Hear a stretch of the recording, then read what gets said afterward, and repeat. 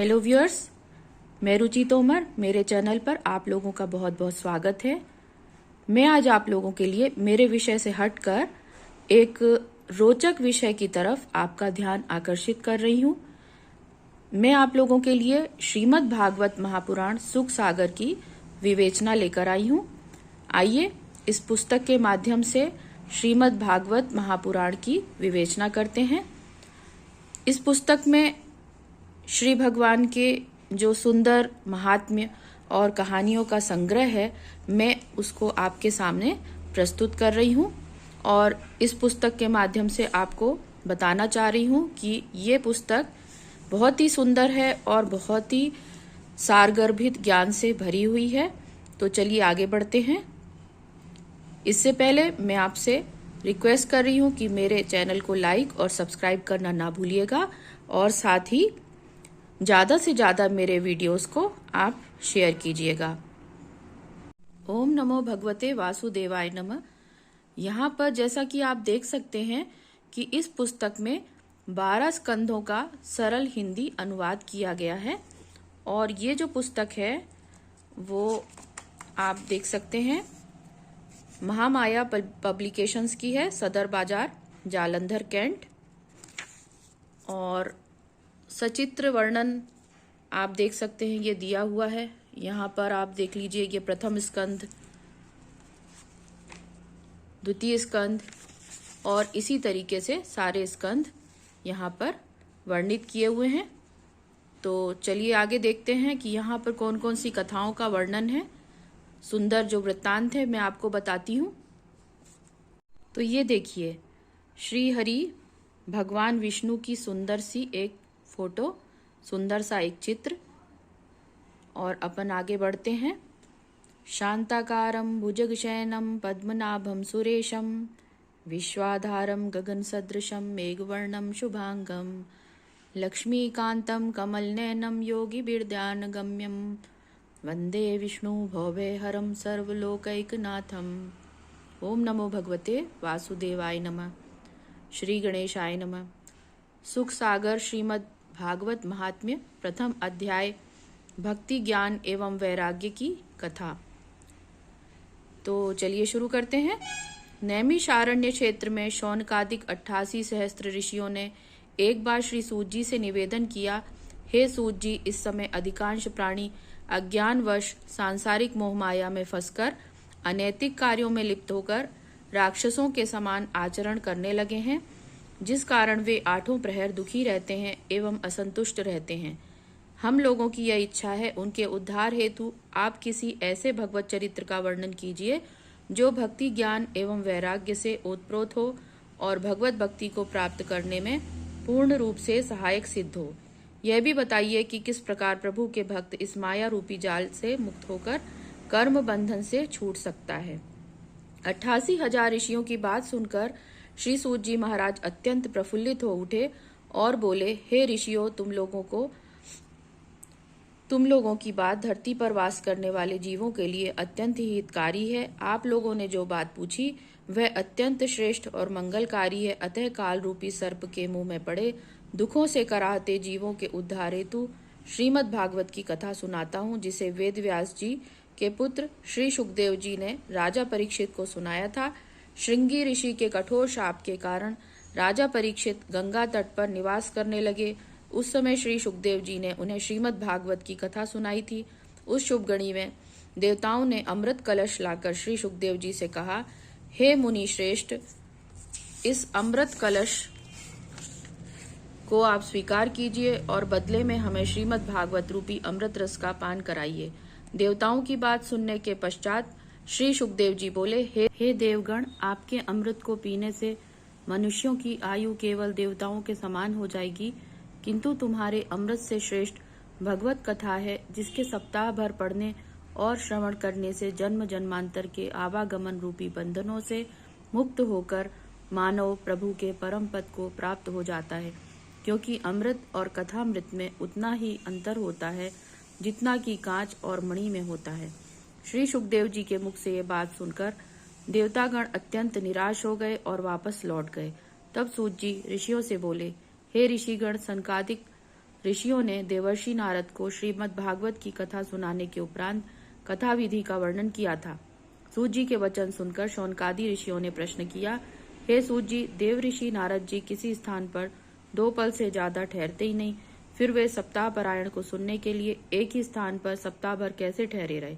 सनकादिक से उनकी भेंट किस प्रकार हुई और सप्ताह यज्ञ किस स्थान पर संपन्न हुआ? कृपा करके सब कथा विस्तार पूर्वक बताइए और हमें कृतार्थ कीजिए। हम ऋषिगण को श्रीमद् भागवत का प्रेम पूर्वक रसपान कराइए। सूत जी अति प्रसन्न होकर बोले, हे ऋषिगण, मेरी बात ध्यान पूर्वक मन लगाकर सुनिए। एक समय सनक, सनंदन, सनातन एवं सनत कुमार चारों भाई घूमते हुए बद्री नारायण पहुंचे। नारद जी वहां उदास मुद्रा में बैठे हुए उन्हें मिले। नारद जी को उदास बैठे देखकर वे पूछने लगे, हे देवर्षि, आप इतने उदास क्यों हैं? आपकी उदासी का कारण क्या है? तब नारद जी चारों ऋषियों को प्रणाम करके अति क्षीण स्वर में बोले, हे भगवान, मैं अपनी चिंता का कारण आपके सामने प्रकट करता हूँ। आप ध्यान पूर्वक सुनो। काशी, गोदावरी और गया आदि तीर्थ स्थानों पर मैं भ्रमण करने गया, परंतु सभी पावन स्थलों पर मैंने कलयुग का पूर्ण प्रभाव देखा। कलयुग के प्रभाव से जीव सांसारिक माया में इस तरह लिप्त हो चुका है कि धर्म, कर्म, दान, तप करना तक भूल गया है। हर तरफ पाप, दुराचार, झूठ, दंभ, लोभ और पाखंड का बोलबाला है। माता पिता की सेवा नहीं करते। कलयुग के प्रभाव से नीच प्रवृत्तियां इतनी ज्यादा बढ़ गई हैं कि धन के लालच में अपनी कन्याओं को नीच कुल में बेच देते हैं। ब्राह्मण और क्षत्रिय अपने कर्म धर्म से परे हो गए हैं। जहाँ देखो वहीं म्लेच्छ और शूद्र दिखाई देते हैं। हे ऋषियों, वहां से विचरण करते हुए जब मैं मथुरापुरी यमुना के किनारे पहुंचा तो देखा एक अति रूपवती जवान स्त्री यमुना किनारे बैठी असहाय सी होकर रो रही है। पास में 2 वृद्ध पुरुष अचेत अवस्था में पड़े हैं। मुझे देखते ही वह खड़ी होकर अति विनीत भाव से बोली, हे ऋषिराज, आप थोड़ी देर रुककर मेरा दुख सुन लीजिए। मेरे अहोभाग्य जो आपका दर्शन पाया। मैंने उससे पूछा, तू कौन है और ये दोनों वृद्ध पुरुष कौन हैं जो अचेत पड़े हैं? वह बोली, हे ऋषिराज, मैं भक्ति हूँ और अचेतावस्था को प्राप्त ये दोनों मेरे पुत्र ज्ञान और वैराग्य हैं। गंगा, जमुना, सरस्वती आदि नदियां हैं जो स्त्रियों का रूप धारण करके मेरी सेवा में उपस्थित हुई हैं। मैं प्रवीण देश में जन्मी, कर्नाटक देश में तरुणी हुई और कुछ दिन तक मैं दक्षिण में रही। गुजरात पहुंचने के बाद मैं बूढ़ी हो गई। अब मैं वृंदावन आई हूँ। यहाँ पहुंचते ही पुनः मैं तरुणी हो उठी, परंतु मेरे दुर्भाग्य कि मेरे दोनों पुत्र अचेत होकर धरा पर जा गिरे। इनमें बोलने तक की सामर्थ्य शेष न रही। अपने पुत्रों की अवस्था देखकर मैं अत्यंत दुखी हूँ। यह कितने लज्जा की बात है ऋषिराज कि पुत्र तो बूढ़े हो गए परंतु मैं तरुण ही बनी हुई हूँ। इसका क्या कारण है, वह आप मुझे बताने की कृपा करें। नारद जी बोले, हे भगवान, जब देवी भक्ति ने मुझसे इस प्रकार कहा तो मैंने उसे समझाया, हे देवी, घोर कलयुग के आगमन से ज्ञान और वैराग्य जीवों के हृदय से निकलकर कोसों दूर जा खड़े हुए। उनकी कोई मर्यादा ही न रही। वृंदावन में पांव रखते ही तो पुनः तरुणाई को प्राप्त हो गई, परंतु कलयुग में तेरे पुत्रों को ज्ञान और वैराग्य को कोई मानता ही नहीं। भक्ति पुनः बोली, यदि कलयुग ऐसी ही दुष्ट प्रवृत्ति का है तो राजा परीक्षित ने उसे जीवित क्यों छोड़ दिया? तब मैंने भक्ति को समझाया, हे देवी, राजा परीक्षित ने कलयुग को एक विशेष गुण के कारण छोड़ दिया। उसका विशेष गुण यह है कि अन्य युगों में हजारों वर्ष की अथक तपस्या, जप, यज्ञ, दान और धर्म कर्म करने के बाद भी वह फल नहीं प्राप्त हो पाता था जिस फल को प्राप्त करने की कामना जीव के मन में होती थी, और वह फल कलयुग में केवल भगवान नाम के जाप से ही प्राप्त हो जाता है। परंतु दुख की बात यह है कि इतना सहज होते हुए भी प्राणियों से इस कलयुग में यह सहज काम नहीं हो पा रहा है। ब्राह्मण, क्षत्रिय, वैश्य और शूद्र प्रायः अपने कर्मों को त्याग कर क्रोध, लोभ और मोह एवं अहंकार रूपी बंधन में जकड़े जा रहे हैं। ब्राह्मण का ब्राह्मणत्व समाप्त हो जा रहा है। क्षत्रिय अपने कर्म से विमुख हो रहे हैं। वैश्यों ने व्यवसाय में ईमानदारी छोड़कर झूठ, बेईमानी और अधर्म से धन संचित करने में लिप्त हैं। शूद्रों के मन से सेवा भाव निकलकर लुप्त हुआ जा रहा है। चारों दिशाओं में पाप और अनाचार का बोलबाला है। ऐसी विकट स्थिति में परम आवश्यक है कि कलयुग के मोहपाश को भंग करने के लिए मनुष्य श्री भगवान नाम का सुमिरण करें और उनके गुणों का श्रवण करें। ये सुनकर भक्ति नमन करके बोली, हे महामुनि, आप धन्य हैं, आप सब कष्ट दूर करते हैं, मुझ पर दया करके मेरा भी दुख दूर करिए। मेरे पुत्रों को पुनः तरुणाई प्राप्त करने में और चैतन्यता वापस लाने का कोई उपाय कीजिए। मैं आपको साष्टांग प्रणाम करती हूँ। इति प्रथम अध्याय समाप्त। ओम नमो भगवते वासुदेवाय नमः। तो भक्तों, प्रियजनों, सुख सागर की गंगा में आप नहाते रहिए और इसी तरीके से हम आगे के अध्यायों का वर्णन सुनते रहेंगे, वृत्तांत सुनते रहेंगे, आपस में शेयर करते रहेंगे। तो कैसा लगा मेरा आज का ये एपिसोड, मुझे शेयर करके ज़रूर बताइएगा।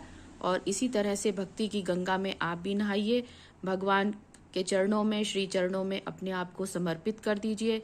श्रीमद् भागवत पुराण का कथा का सार यही है कि भक्त अपने प्रभु की आराधना में, पूजा में, सेवा में लगे रहें और उनके नाम का उच्चारण करते रहें, भगवत चिंतन में लगे रहें। ओम नमो भगवते वासुदेवाय नमः। मैं आज का वृत्तांत यहीं पर समाप्त कर रही हूँ। आपसे मैं ये रिक्वेस्ट कर रही हूँ कि मेरे चैनल को ज़्यादा से ज़्यादा आप सब्सक्राइब कीजिए, शेयर कीजिए और मेरे वीडियोस को आप इसी तरीके से लाइक करते रहिए और मेरे वीडियोस आप देखते रहिए। नमस्कार, प्रणाम।